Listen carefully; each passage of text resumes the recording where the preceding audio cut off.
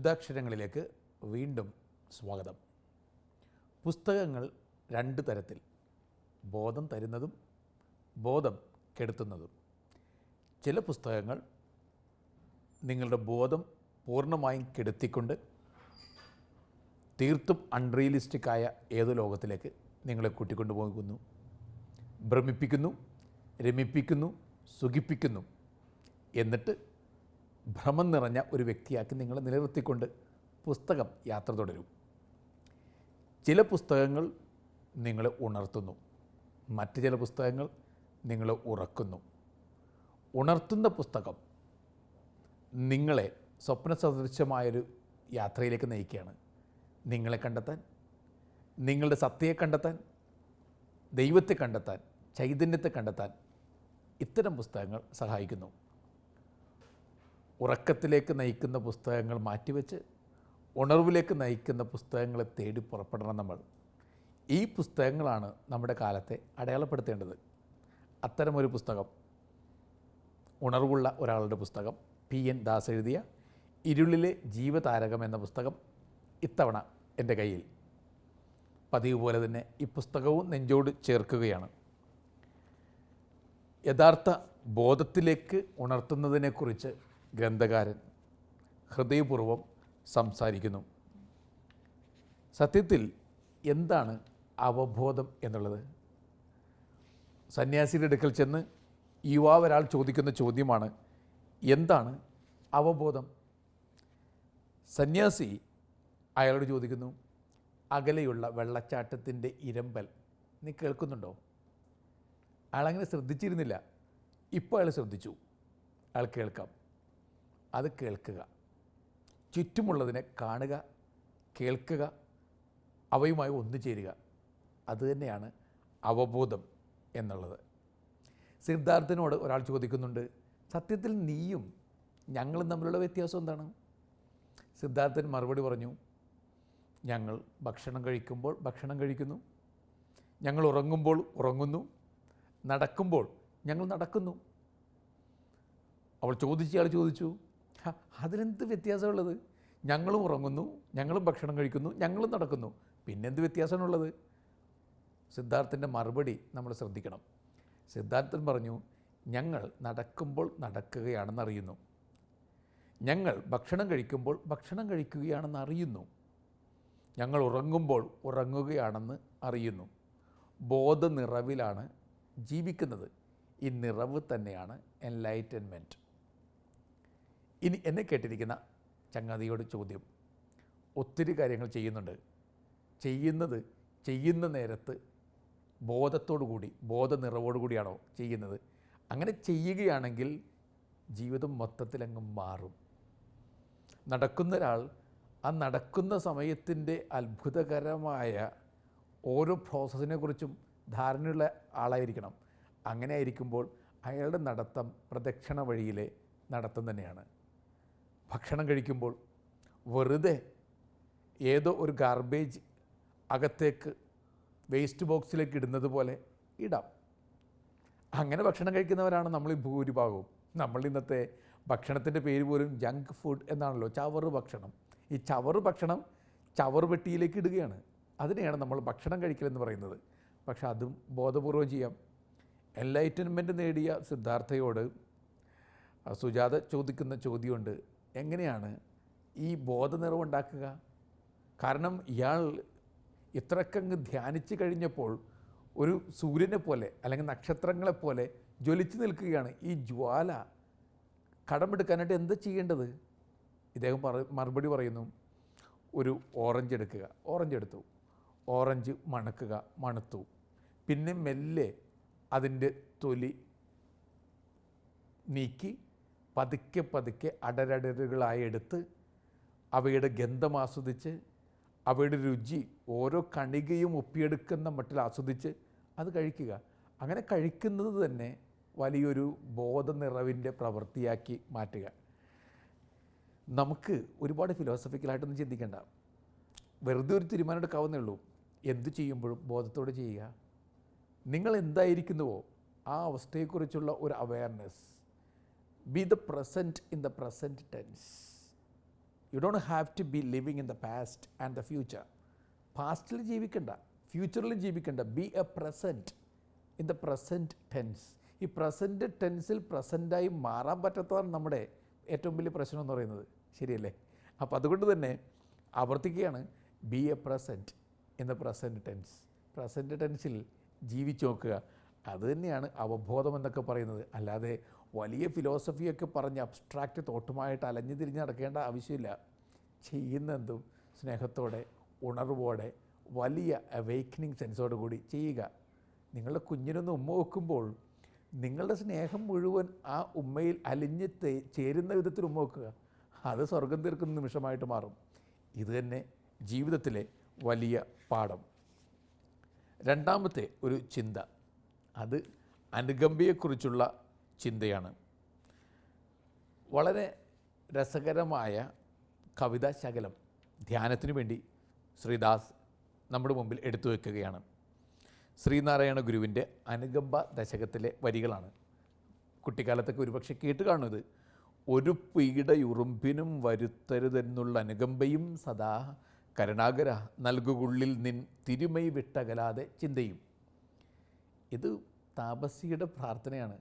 ഒരു ഉറുമ്പിന് പോലും പീഡ നൽകാത്ത വിധത്തിലുള്ള അനുകമ്പ എന്നിൽ നിറക്കുക. അങ്ങനെ അനുകമ്പ എന്നിൽ നിറക്കപ്പെടണമെന്നുണ്ടെങ്കിൽ ദൈവത്തെക്കുറിച്ചുള്ള ഓർമ്മ, ചിന്ത വിട്ടൊഴിയാതെ എൻ്റെ കൂടെ ഉണ്ടാവണം. കാരണം ദൈവത്തെക്കുറിച്ചുള്ള ചിന്ത എന്നെ വിട്ടൊഴിയാതെ നിൽക്കുമ്പോഴാണ് അനുകമ്പയുടെ നീരുറവകൾ എന്നിൽ പൊട്ടിപ്പുറപ്പെടുക. ആ നീരുറവുകളുള്ള വ്യക്തിക്ക് മാത്രമേ ഒരു എറുമ്പിന് പോലും പീഡ അനുഭവിക്കാതിരിക്കുവാൻ തക്ക വിധത്തിൽ തൻ്റെ ജീവിതത്തെ ജാഗ്രതയോടെ സൂക്ഷിക്കാൻ പറ്റുകയുള്ളൂ. അങ്ങനെയൊക്കെ ജാഗ്രതയോടുകൂടി ജീവിച്ച ആളുകളുണ്ടെന്ന് ഓർക്കുക. വിശുദ്ധ നാട്ടിലേക്ക് ഒരു സൂഫി സന്യാസി തീർത്ഥയാത്ര നടത്തുകയാണ്. അയാൾ തീർത്ഥയാത്ര നടത്തുന്നതിനിടയിൽ ഒരു പള്ളിയിൽ കയറി വിശ്രമിക്കുന്നു. കൈവശമുള്ളത് ഒരു ചെറു കഷ്ണം അപ്പവും അല്പം വെള്ളവും മാത്രമാണ്. ഈ വിശ്രമത്തിന് ശേഷം അയാൾ ആ അപ്പം പൊതിഞ്ഞെടുത്തുക്കുന്നു, ആ വെള്ളവും കൈവശമുണ്ട്. യാത്ര കുറേ പിന്നിട്ടു. കുറച്ച് യാത്ര പിന്നിട്ടതിന് ശേഷം അയാൾ വീണ്ടും വിശന്നപ്പോൾ ഈ അപ്പം പൊതിഞ്ഞ ഇല അത് തുറന്നു, വെള്ളമെടുത്തു കുടിക്കാനായിട്ട്. ഇല തുറന്നു നോക്കിയപ്പോൾ കണ്ട കാഴ്ച, അതിൽ നിറയെ എറുമ്പുകൾ. ആ എറുമ്പുകൾ നിറഞ്ഞു നിൽക്കുമ്പോൾ ഇയാൾക്ക് വല്ലാത്ത ദുഃഖം തോന്നി.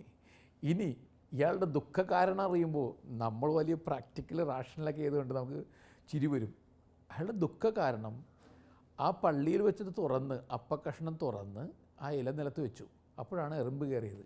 ഇയാൾ ദുഃഖിക്കുന്നത് ഈ എറുമ്പുകളെ അവയുടെ ആവാസ സ്ഥലത്തു നിന്നും താൻ തൻ്റെ ഇലയിലേക്ക് സ്വീകരിച്ചല്ലോ. അവയുടെ സ്ഥലത്ത് നിന്ന് താൻ അവയെ വിദൂരദേശത്തേക്ക് എത്തിച്ചു. അവർ വളർന്ന സ്ഥലത്ത് അവിടെ എത്തിച്ചേരണം.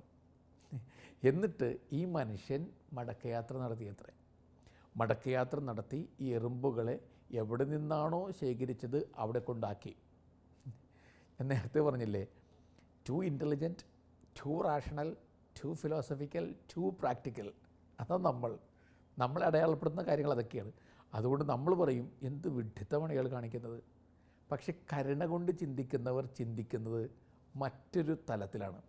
പക്ഷേ ഒരു കാര്യം ഓർക്കുക, ആത്യന്തികമായി സത്യം കരുണയുടെ ഭാഗത്താണ്.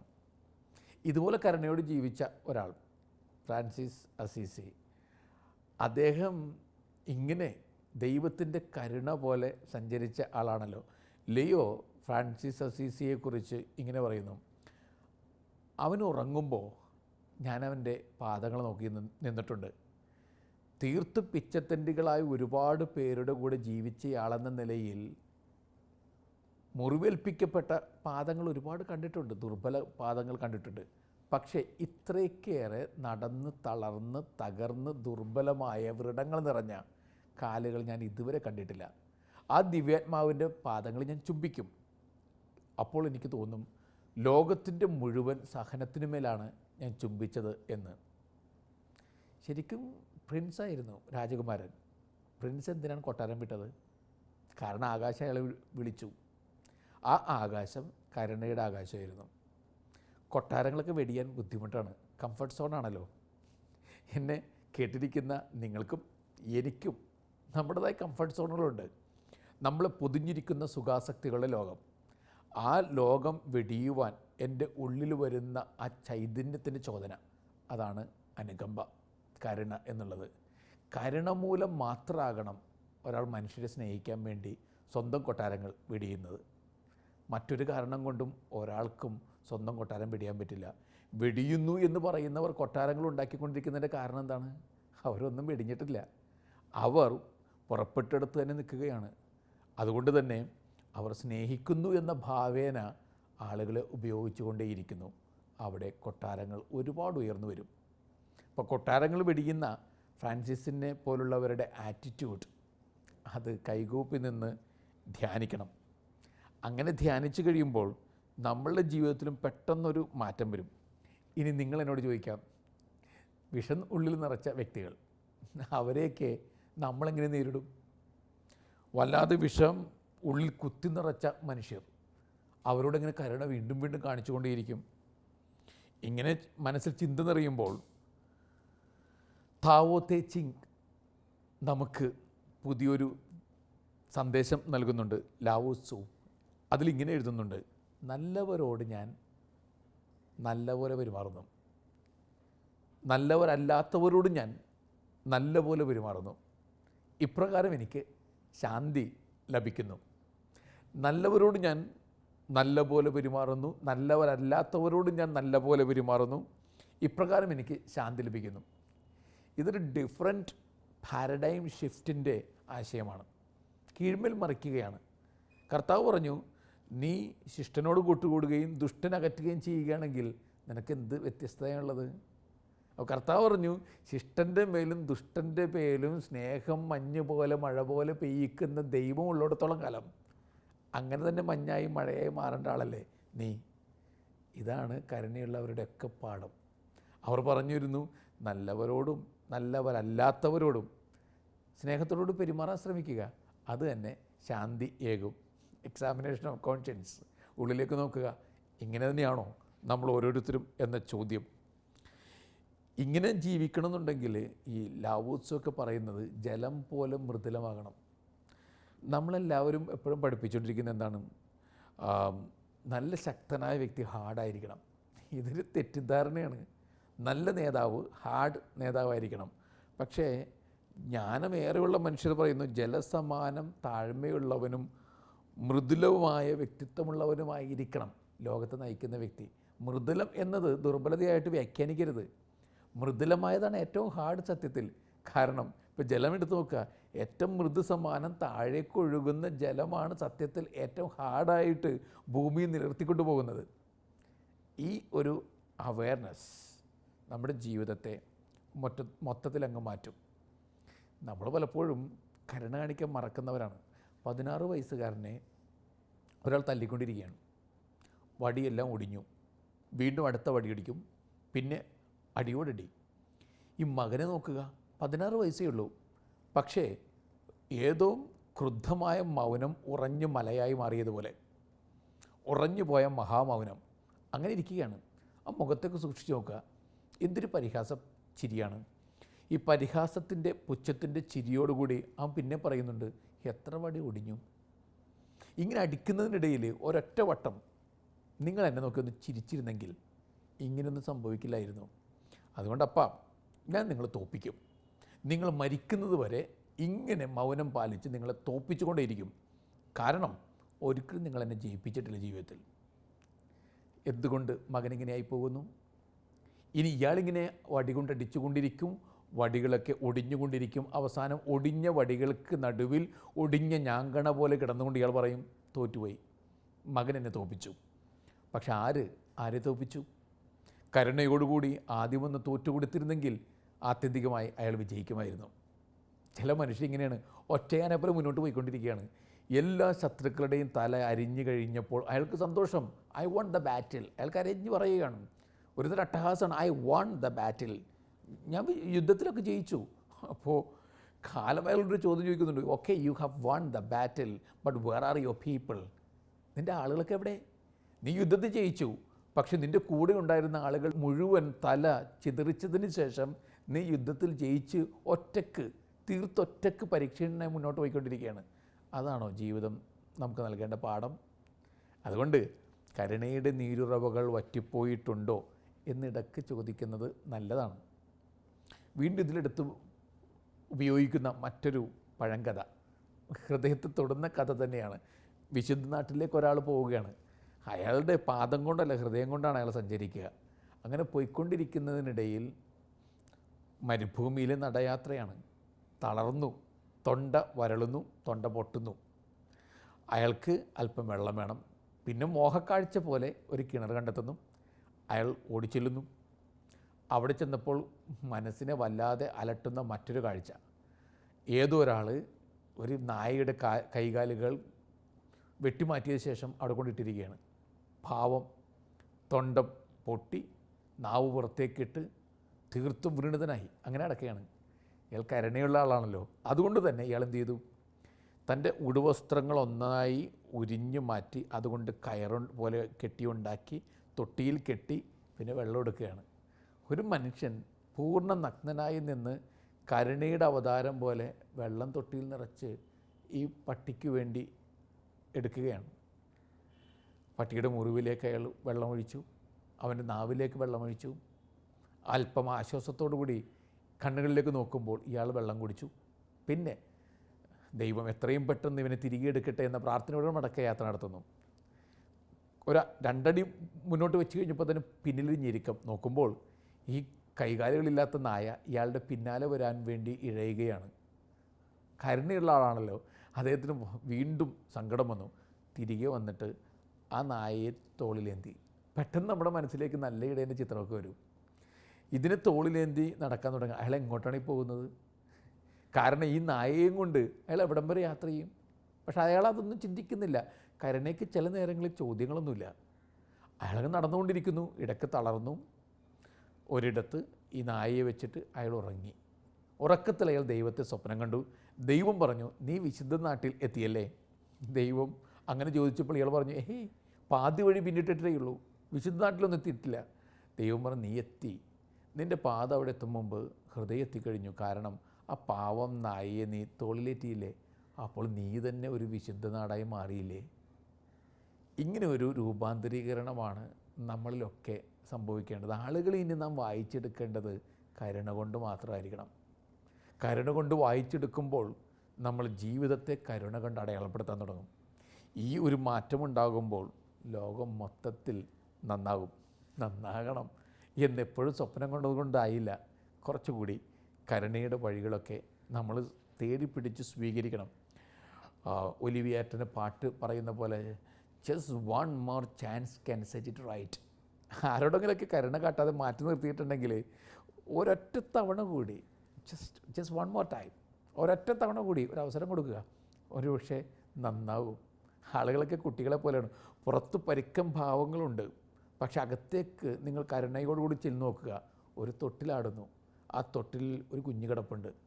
കുട്ടിത്തം വിട്ടുമാറാത്തൊരു കുഞ്ഞ്, പൊട്ടിത്തെറിപ്പിക്കുന്നൊരു കുഞ്ഞ്.